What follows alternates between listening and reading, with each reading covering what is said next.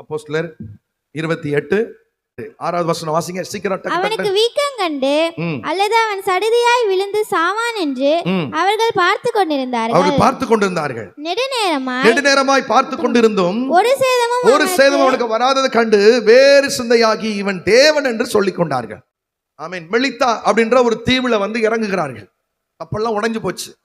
இறங்கும் போது தோத்திரம் அவனுடைய பேச்சுக்கு யாரும் மரியாதை கொடுக்கல. அந்த தீவு ஒரு சின்ன தீவு. இறங்கின இடம் அவங்களுக்கு என்ன செய்யாது தெரியாது. ஒரு தீவுல இறங்கிட்டாங்க. இறங்கும் போது ரொம்ப வேதனையோடு கூட வர்றாங்க. அவனை புலம்பல, அவனை யாரும் ஏற்றுக்கொள்ளல.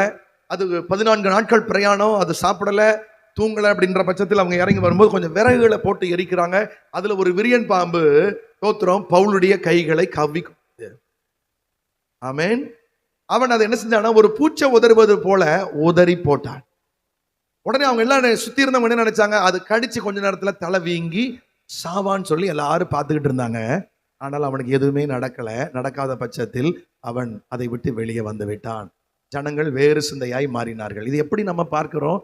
உலகத்துல ஒரு உபத்திரம் வந்தால், இந்த வார்த்தையை சொல்லுங்க, ஒரு கஷ்டம் வந்தால் நம்ம கூட இருக்கிற வேலை செய்யறவங்க, சொந்தக்காரங்க, நம்முடைய உறவினர்கள் நம்மளை உன்னிப்பா பார்ப்பாங்க. இப்ப பாரு என்ன நடக்க போகுது, பாரு பாரு பாரு பாரு பாரு பாருன்னு இருப்பாங்களா இருக்க மாட்டாங்களா?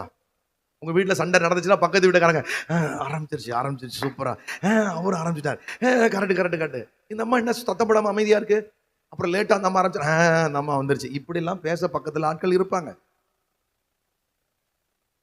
ஆமென். அல்லேலூயா. ஆனால் அந்த பாம்புக்கு ஒண்ணு தெரிஞ்சு கொள்ளணும், அதை கடிக்க மட்டும்தான் அதுக்கு அதிகாரமே தவிர அதற்கு விஷத்தை அனுப்ப அதிகாரம் கிடையாது. ஆமென் சொல்றீங்க? அந்த பாம்புக்கு என்ன கிடையாது? கடிக்க மட்டும்தான் பெர்மிஷன். ஆனா விஷத்தை கொடுக்கறதுக்கு என்ன இல்லை, உபத்திரவத்துக்கு மட்டும்தான் அனுமதி, அழிக்க அனுமதி இல்லை.